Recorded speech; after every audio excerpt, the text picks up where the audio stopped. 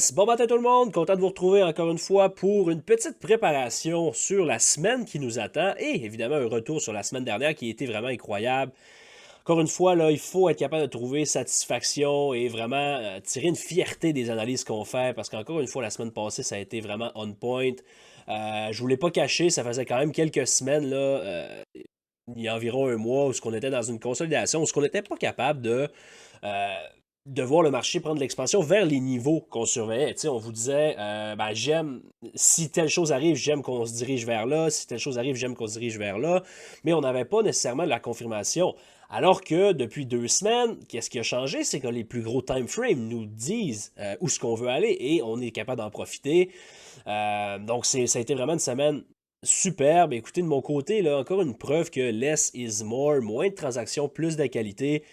J'ai eu des petits problèmes, encore une fois, là, du côté de mon opération cette semaine qui m'a limité un petit peu dans mon trading. J'ai manqué une journée, mais j'ai tradé 3 jours sur 5 cette semaine et c'est une de mes meilleures semaines de l'année. Donc, encore une fois, là, c'est pas la quantité qui compte. Lorsque vous comprenez ce que vous faites, lorsque vous avez un système qui fonctionne bien, vous savez ce que vous faites, eh bien, vous l'appliquez et c'est pas en termes de quantité que les progrès vont rentrer, mais c'est plutôt en termes de compréhension et en termes de qualité. Et encore une fois, là, ça a été la preuve cette semaine. Donc, sans plus tarder, on va commencer avec le petit retour sur la semaine dernière. Si on commence avec IS et on va aller le regarder en weekly rapidement. Je vous mentionnais vouloir là, naviguer vers le gap qui était ici sur la weekly chart et c'est exactement ce qu'on a fait tôt en semaine. Certains pensaient là, que la 200 IMA allait holder. Personnellement, je mentionnais que c'était peut-être juste un short-term bounce. On a eu un certain rebond lundi avant de voir un, deux très très gros mouvement baissier, là, 2,5% straight down qui est allé taper. Vous voyez là, j'ai encore les lignes de la semaine passée que je vous entourais cette zone-là comme zone d'intérêt. Par la suite, on a vu un certain bounce là-dessus, mais on a respecté le bloc qui est ici. On en parlait un petit peu plus en détail tantôt. Mais tu sais, le fameux lot qu'on parlait depuis, la zone qu'on parlait ici depuis pratiquement le moment où ça s'est formé. On a vu le price action aller livrer ça de façon assez intéressante. Donc, très, très, très beau mouvement baissier cette semaine vers les niveaux qu'on avait anticipés. Et on va regarder du côté de Nasdaq maintenant. Ça a été sensiblement la même chose. Écoutez, je vous le dis, depuis le moment que ça s'est formé, le 8 juin, je sais encore une fois qu'on a eu du upside, évidemment, là, mais à partir du moment où on a recommencé à avoir une certaine faiblesse, qu'est-ce que je vous dis? Et prenez pas qu'est-ce que je vous dis pour acquis, allez écouter les autres vidéos, juste le retour sur la semaine ou la préparation, vous voyez, ces lots-là ont mon intérêt depuis plusieurs mois.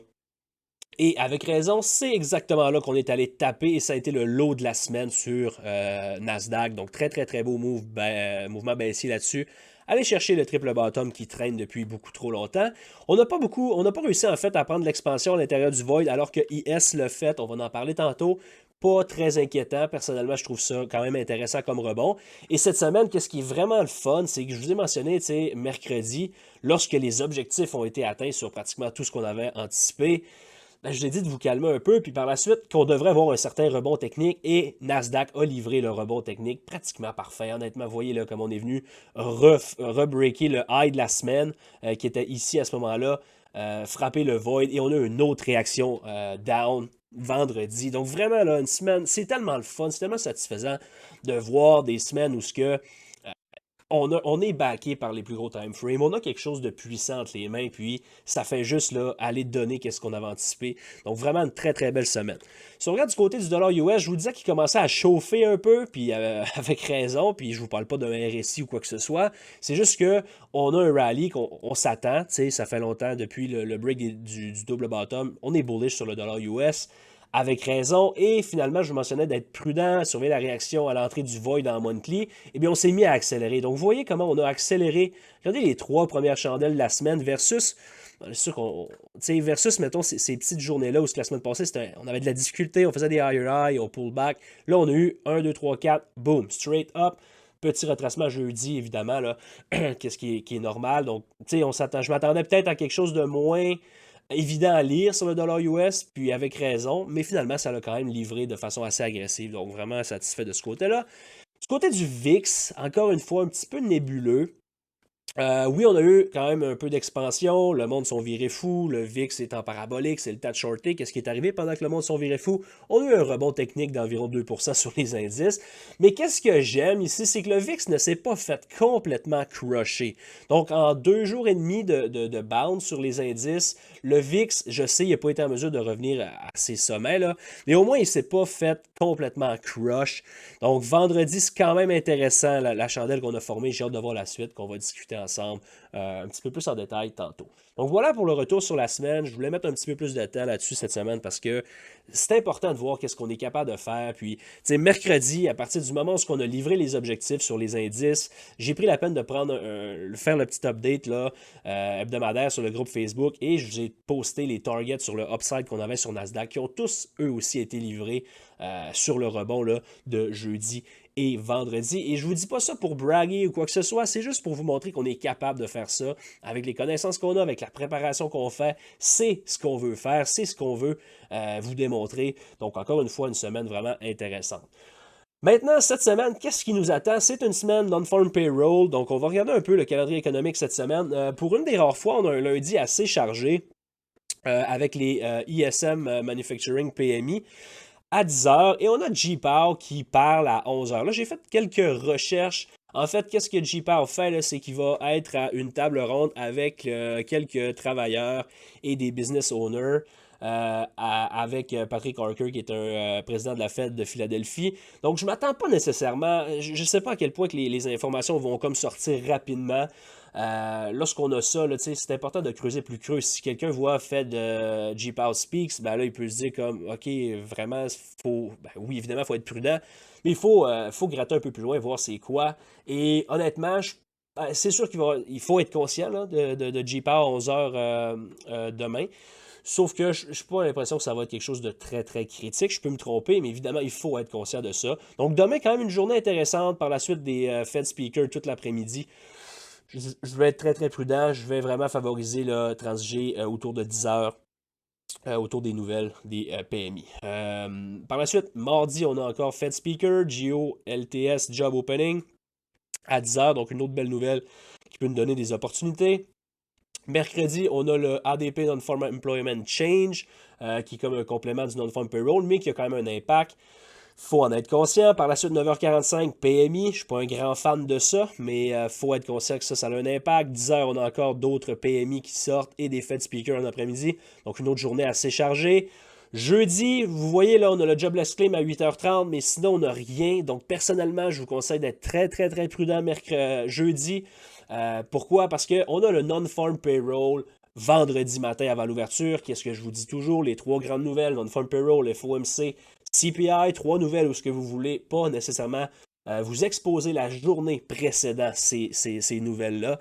En plus qu'on n'a pratiquement rien jeudi, vous voulez être extrêmement prudent vraiment cette journée-là. Donc, vendredi, journée que j'adore. Les non-farm payroll, personnellement, j'aime beaucoup les transigés. Évidemment, pas me positionner avant, me positionner après.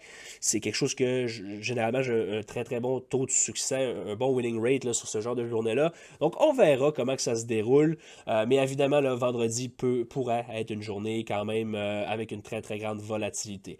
Donc, c'est le calendrier qui nous attend cette semaine. On n'a plus vraiment de earnings qui sont pertinents.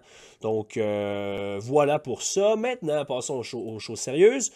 Côté technique, côté graphique, qu'est-ce qui nous attend du côté des indices? Si on commence avec le SP500, encore une fois, j'attire votre attention. Honnêtement, tu sais, qu'est-ce que tout le monde voyait à ce moment-là?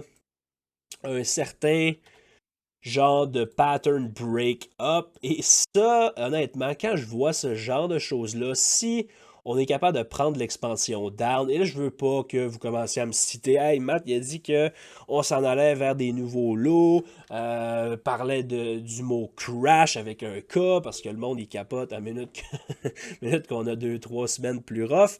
Mais c'est pas ça que je vous dis. Je vous dis juste qu'on est quand même en difficulté. Et tu sais, on se le cachera pas, le fait qu'on a monté autant que ça, c'est pas comme si c'était nécessairement très très justifié. Ça a été beaucoup plus long. Tu sais, on est sur une chart en monthly.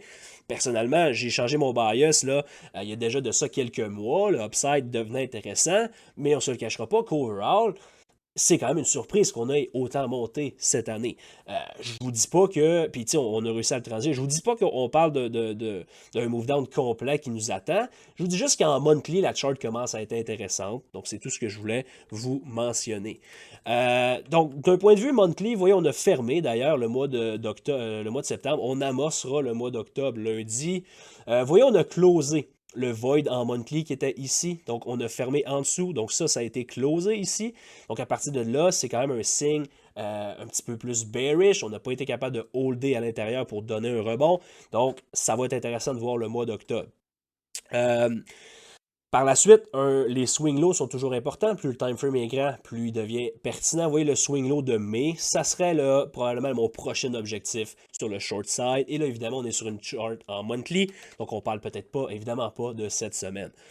Si on nous amène ça sur une chart en weekly, j'attire votre attention sur le void ici que j'avais parlé un petit peu la semaine passée. Je vous mentionnais vouloir rejeter cette zone-là en cas de rally. Ça demeure encore d'un point de vue weekly, une zone que je veux voir closer under. Donc, cette semaine, encore une fois, j'ai pas de problème à avoir un certain rally, mais il faut, ou cette semaine ou les semaines prochaines, il faut absolument qu'on rejette cette zone-là. Pas impossible qu'on passe un peu de temps plus haut, mais il faut qu'on close une weekly candle en dessous de cette zone-ci. Sur le downside, ben, vous voyez le genre de double bottom ici qui nous amène par la suite au swing low en monthly. J'attire votre attention maintenant sur la chart en daily, qui là, on est capable d'aller un petit peu plus, de façon un petit peu plus précise. Le void en weekly que je viens de vous parler est le même qu'en daily. Bounce, bounce, bounce, breakthrough ici. Donc, ce ne serait pas impossible qu'on vienne passer un petit peu de temps là-dedans. Comme j'ai dit, peut-être weeké à l'intérieur de ce void-là en daily, mais il faut vraiment, vraiment, vraiment que ça soit rapide. Personnellement, si vous me demandez mon opinion, j'aimerais mieux qu'on n'aille pas là du tout. J'aime la rejection qu'on a faite vendredi du bloc, qui est là, de la chandelle de lundi, le 25 septembre. Donc, j'aime la rejection de lundi dernier sur la wick vendredi. Mais je vais juste vous mettre en contexte que si jamais on consolide un peu, puis qu'on décide d'aller là, c'est pas la fin du monde. Mais il faut vraiment pas qu'on passe beaucoup de temps là-dedans si on veut avoir confiance bearish. Donc, cette semaine, qu'est-ce que je vais surveiller? Le high de vendredi devient quand même quelque chose d'assez important. À mon avis, si on take out ce high-là, des bonnes chances qu'on aille se promener là-dedans. À l'inverse, si on n'est pas capable de take out ce high-là, ou du moins, ce serait pas impossible qu'on vienne take out ça, puis qu'on rejette peut-être là-dedans, peut-être même à l'entrée du void ici, qui est en daily, je ne l'ai pas tracé, mais vous le voyez. Donc, je veux pas qu'on passe beaucoup de temps là-dedans. C'est pas la fin du monde si on y va. On demeure avec un bias bearish quand même, mais je veux pas qu'on prenne beaucoup de temps là-dedans. Je veux pas pas de problème qu'on soit explosif, mais il faut qu'on ait des réactions agressives. Je veux pas qu'on passe trop de temps dans cette zone-là. Par la suite, sur le downside, qu'est-ce qui va m'intéresser? Bien, évidemment, là, le swing low qu'on a formé mercredi dernier, je l'ai même mentionné sur Facebook la semaine passée, dans mon scénario, ce que je m'attendais de voir un certain rebond. Personnellement, je ne m'attends pas à ce que ce lot-là tienne très, très longtemps. Qu'est-ce que j'aimerais voir, personnellement, c'est un blow de ça, et non pas juste une prise de liquidité et un autre rebond. Si c'est le cas, ça va compliquer un peu la semaine et il faut être conscient qu'après la direction qu'on a eue, ça ne serait pas impossible qu'on fasse peut-être un lower low, higher high, peut-être étendre ça sur quelques jours, quelques semaines. Ce ne serait pas impossible. Ça ne va pas être quelque chose que je vais beaucoup aimer parce que ça va compliquer notre tâche en tant que trader. Mais il faut être conscient là, que ce n'est pas impossible qu'on consolide un petit peu avant de potentiellement aller plus bas. Donc, surveillez vraiment la réaction sur le break du swing low ici. J'aimerais qu'on prenne l'expansion et qu'on aille attaquer les lows qui sont ici. Je vous en ai parlé dans quelques weekly prep là, précédentes, lorsqu'on était un petit peu plus bearish à ces moments-là. Je trouve que ces lows-là sont vraiment, vraiment un target intéressant. Encore une fois, si ce lot-là aurait fait un lower low, on n'aurait pas la même discussion. Mais le fait qu'on ait laissé ça en place fait en sorte que mes yeux sont rivés là-dessus pour la suite des choses du côté du SP500. Donc voilà pour ça. Maintenant, si on regarde du côté du Nasdaq, qui est assez intéressant parce que la violence sur le downside était intraday a été un petit peu plus agressive. Évidemment, le Nasdaq est plus volatile, c'est quelque chose de normal. Mais si vous regardez, là, si on commence avec la daily chart, vous voyez les lows qui ont été take-out. Ça, c'est parfait, c'est ce qu'on voulait voir. Mais le void qui est ici, pour l'instant, donne encore un support. Alors que du côté du SP500, on a complètement violer le void qui était en date du 26 mai, fin mai, sur la Daily Chart. Donc, on pourrait parler d'une certaine divergence. Personnellement, c'est juste normal de voir un rebond après une rundown comme celle-là. Et mon bias demeure bearish quand même pour voir là, ce void-là être complété. On va quand même revenir sur la monthly chart juste pour regarder. Vous voyez aussi la divergence entre IS et Nasdaq. On parlait du SP500 tantôt comme un genre de fake-out, tandis que du côté du Nasdaq, si vous regardez ça avec un FIB, écoutez, on n'est même pas revenu à 50% du retracement. Donc, même si nos objectifs short sont atteints rapidement sur Nasdaq, il ne faut pas non plus virer fou et se dire, OK, c'est le début vraiment du chaos, puis du crash que tout le monde attend. Il y a beaucoup d'étapes avant d'arriver là. Et si vous me parlez d'un crash avec un VIX à 17, sérieusement, revoyez vos choses. Là. Ça fait pas beaucoup de sens. Oui, on parle d'un beau pullback, on parle d'un beau retracement, on profite de ce short side-là, mais on n'a pas des objectifs non plus qui sont jusqu'à 11 300. Je vous dis pas que ça va pas devenir un target, parce que vous voyez, là, le triple bottom en monthly, ça, c'est quelque chose qui a mon intérêt, évidemment. Mais c'est pas réaliste de dire, OK, ben, au cours des 2 prochains mois, ben, au cours, exemple, de la semaine, mon objectif, c'est une drop de 25% sur Nasdaq. Attendez un peu, là. Je veux dire, il y a beaucoup d'étapes avant d'arriver là. Donc, je veux le mentionner quand même, mais il y a un mais majeur en rouge surligné jaune. Donc, soyez quand même conscient de ça. Donc, en monthly, vous voyez, on est rentré seulement à l'intérieur du void ici. J'ai pas tracé l'entrée parce qu'on a déjà brisé les lows. Mais ce void-là, j'ai tracé 50%. Ça va être mon premier objectif. Si on va voir la weekly chart, c'est un peu la même chose. On a liquidé les lows ici. On a fill le gap malgré qu'on n'a pas closé under. Ça, c'est quand même à noter. Là. On avait un gap ici. On n'a pas réussi à closer en dessous. Mais personnellement, je continue à penser qu'on va aller plus bas. Donc, le void ici, 50% en weekly. Par la suite, un low qui a mon intérêt qu'on va aller voir sur la daily chart, qui est le swing low ici. Donc, Nasdaq n'a pas encore fait son travail, pas encore livré qu'est-ce qu'il y avait à livrer sur le downside, à mon avis. Vraiment explosif, vraiment volatile. Vous voyez le rebond de vendredi, comment on a revenu take-out les highs, alors que du côté du SP500, je vous parlais de ce bloc-là ici. Je vous parlais, OK, on a rejeté là-dessus.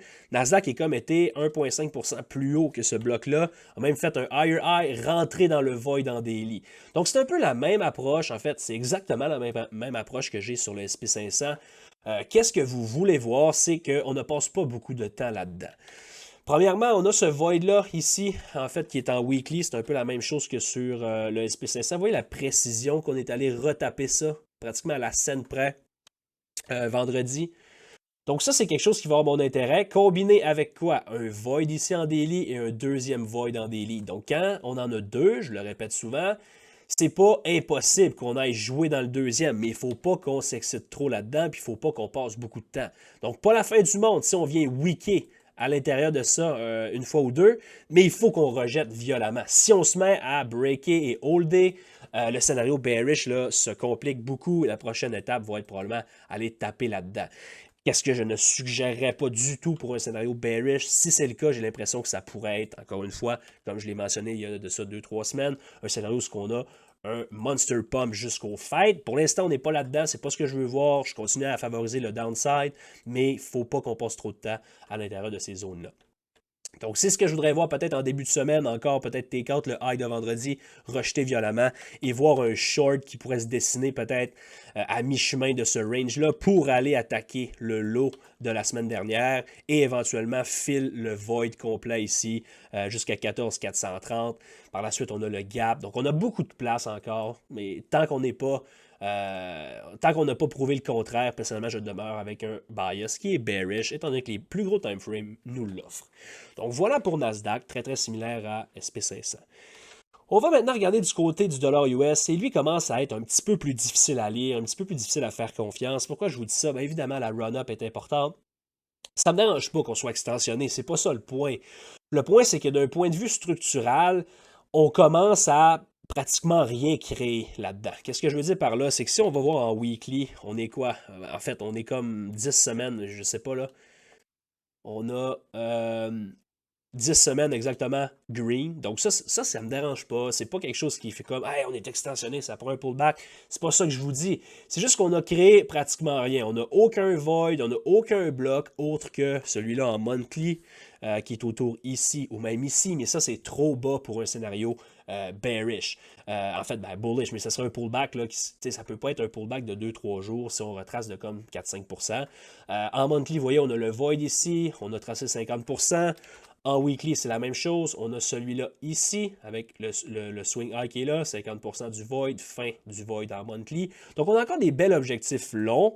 Mais comme je vous dis, le petit bémol, qu'est-ce qui m'agace un peu, c'est que sur un pullback, on a quand même, tu sais, ça va prendre un bon bout de temps avant qu'on ait quelque chose de solide.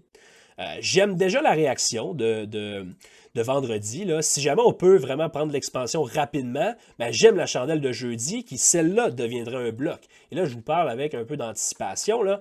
Mais si jamais on est capable, en début de semaine, de prendre l'expansion et d'aller vers les targets, ben là, on n'aura pas la même discussion par la suite parce qu'on a créé un méchant beau bloc ici qui, lui, on peut lui faire confiance. Si c'est pas le cas, si ça hold pas et qu'on take out le lot, qui a été formé vendredi lui aussi, bien à ce moment-là, on peut s'attendre probablement de naviguer vers ce bloc-là qui est ici, autour de 105. Donc, si on s'en va vers 105, ça va causer un rallye sur les indices, pratiquement assuré, parce qu'on a une grosse faiblesse sur le dollar. Les indices qui sont un peu oversold devraient offrir un rebond technique, comme on a vu jeudi et vendredi matin sur les indices. Par la suite, ça nous amène au void qui est là, mais je ne voudrais pas nécessairement qu'on aille aussi bas que ça. Donc, quand même, là, sans dire que c'est touché, je continue à favoriser le upside sur le dollar, le downside sur les indices. Mais un peu comme je mentionnais que c'était une possibilité la semaine passée, si on a un certain retracement ou une certaine consolidation du côté du dollar, je ne vais pas tomber en bas de ma chaise, là, ça fait juste beaucoup de sens. Lorsque on a un read qui est plus difficile, sur le dollar, j'aime regarder l'euro. C'est pas quelque chose que je regarde en tout temps. Mais lorsque on n'a pas beaucoup d'indications claires, j'aime regarder là, son inverse, donc du côté de l'euro. Et c'est un peu la même chose là, du côté de l'euro. Vous voyez, on est allé briser la divergence qui nous pendait au bout du nez depuis longtemps là-dessus. Par la suite, ça a été très rapide vers les lots qui sont ici. Et là, on a encore formé un genre de double bottom sur ce lot-là. Donc, le fait qu'on ait formé ça ici fait en sorte que je pense personnellement qu'on va offrir une certaine continuation up sur le dollar US et une certaine continuation down sur l'euro vers au minimum un break de ces lots-là. Donc ça, c'est quelque chose que je vois comme de façon positive pour notre dollar US bullish. Si on le regarde en weekly maintenant ou même en monthly, je pense que c'est un void en monthly qui est ici. Vous voyez le void ici sur l'euro. Donc, c'est similaire, là. Quand même une certaine divergence parce que le dollar US, lui, on l'a vu tantôt, il a rentré déjà à l'intérieur de son void overhead, tandis que l'euro n'a toujours pas visité cette zone-là. Donc, je continue à penser que l'euro lag et qu'on devrait voir un euro plus bas, qu'est-ce qui devrait propulser encore une fois le dollar US plus haut. Si on regarde du côté du VIX, rapidement, ben écoutez, pas la fin du monde si on est sideway, et on va remettre ça en daily, si on est sideway / down, mais même chose que la semaine passée, vous ne voulez pas le voir se faire complètement crush. Si le VIX se fait rincer comme big time, c'est quelque chose, puis que les indices offrent un rebond important, ça m'agace un petit peu personnellement. Évidemment, je ne vais pas laisser simplement un VIX crush invalider complètement le scénario bearish que j'ai sur les indices. Mais pour vrai, tu sais, comme je le dis souvent, le temps est important ici. Puis là, on amorce une fenêtre où ce que la faiblesse est un petit peu moins présente. Pourquoi la semaine avant, une semaine OPEX, c'est difficile d'avoir du downside se réaliser. Donc, ça ne me dérange pas si on n'est pas capable de le réaliser. Comme je l'ai mentionné, si on est sideways, / un petit peu up, / un petit peu down, c'est pas la fin du monde si on n'a pas une grosse direction down. Mais dans ces conditions-là, je veux voir un VIX qui reste sideways / down, mais pas complètement crush. Parce que par la suite, ça va venir compliqué là, de refaire confiance à un autre leg down. Donc, c'est ce que je voudrais voir. Si jamais, exemple, on perd le low sur les indices qu'on a formés la semaine passée, je veux absolument avoir le VIX over 20. Si le VIX n'est pas over 20 alors qu'on perd le low sur les indices, j'ai l'impression qu'on va avoir encore une fois un crush et, comme je l'ai mentionné, un scénario qui n'est pas à exclure. C'est que cette semaine, on fasse peut-être un lower low, mais qu'on ne prenne pas nécessairement d'expansion. Ça ne serait pas impossible. Et si le VIX fait un lower high, alors que les indices font un lower low, ben, ça pourrait être un élément qui vous enlèvent de la confiance vers une expansion short sur les indices. Petit coup d'œil du côté des yields, pas grand-chose à signaler. On est quand même très très fort, on hold bien. Ça aussi, je pense pas que c'est un rythme qui peut se maintenir très très longtemps. Donc peut-être un crush des yields éventuellement avant d'aller plus haut.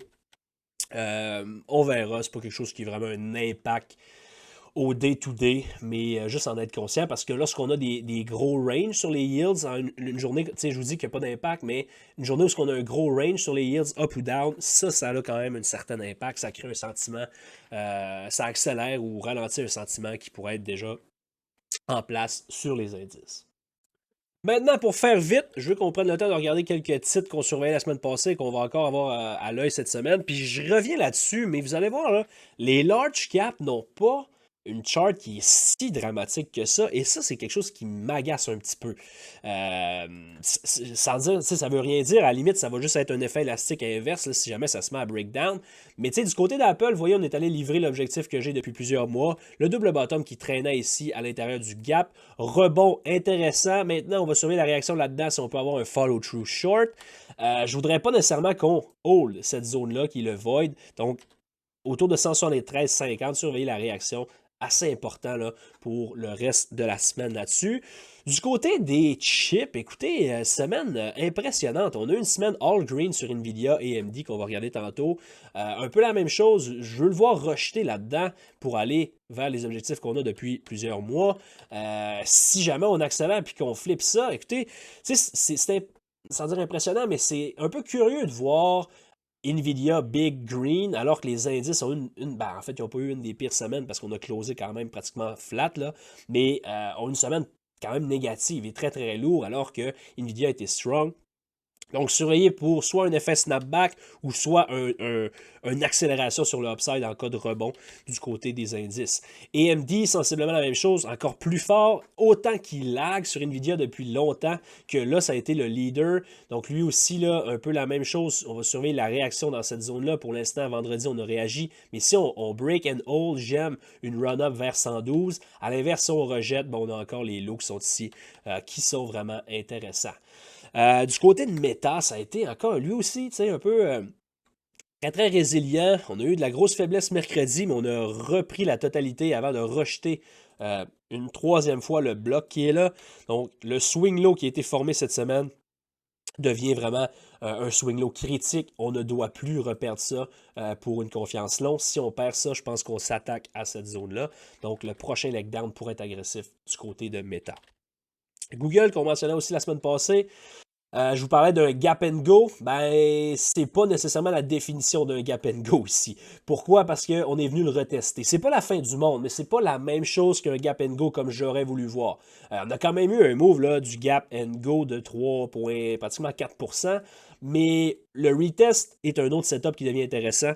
Si on perd le swing low qui est là, encore une fois, cette zone-là devient une zone d'intérêt. Petit mot sur Boeing qui, je vous mentionnais, qui était ma bête noire. Ben, on a eu une belle continuation, presque 4% de drop là-dessus, juste straight down. À partir de là, je serais quand même un petit peu plus prudent pour avoir un certain rebond technique qui nous attend bientôt. Et on finit ça avec Tesla.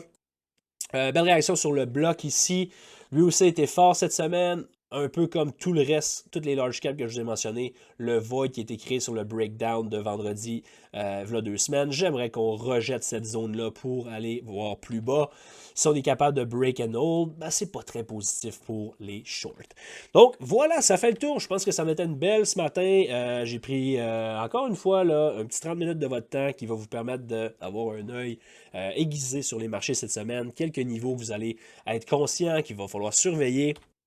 Ne tombez pas dans le piège que tout le monde a tombé mercredi alors qu'on break des niveaux importants et le monde commence à shorter alors que c'est le temps de tomber sideline ou de jouer les rebonds techniques. Donc, tu sais, ici, sérieusement, si vous êtes fait snapper sur ce rallye-là, revoyez peut-être votre compréhension, vos stratégies. Je vous dis pas que c'est difficile des fois de contrôler le FOMO dans ce genre de choses-là, mais justement en parlant de FOMO, je vous invite à aller lire l'article que j'ai écrit sur mon site web. Un blog par semaine qui va être posté à partir de maintenant. Donc, c'est un bel exemple ici, là, vraiment. late to the party et ça peut faire des dommages et être difficile à holder. C'est pas compliqué. Le marché, des fois, là, je le dis souvent dans le groupe, mais demandez-vous chaque matin, chaque semaine, qu'est-ce qui fuckerait le plus de monde? Qu'est-ce qui ferait le plus mal? Et vous allez voir que c'est souvent ça qui arrive. Donc, tu sais, le marché, même si on veut s'en aller là et s'en aller là, ben je doute qu'on y aille comme straight down. Ça va prendre un peu de dommages, ça va prendre des prises de liquidité avant d'aller le snapper. Évidemment, si on y va, je vais être super content, puis c'est ce que je vais surveiller. Mais cette semaine, je ne vais pas être trop greedy sur le downside. On va commencer avec un objectif qui est assez conservateur, le lot de la semaine passée, et par la suite, on verra comment on réagit là-dedans. Mais je ne serais pas surpris qu'on se remette à ranger. Gardez en tête le non-farm payroll de vendredi, qui est un élément critique qui peut vraiment brasser les choses. Donc sur ça, je vous souhaite une excellente semaine. Soyez prudents, venez nous rejoindre sur Discord, Facebook, Instagram, on est partout. On trade live tous les matins. Donc voilà, passez une belle journée et on se dit à dimanche prochain.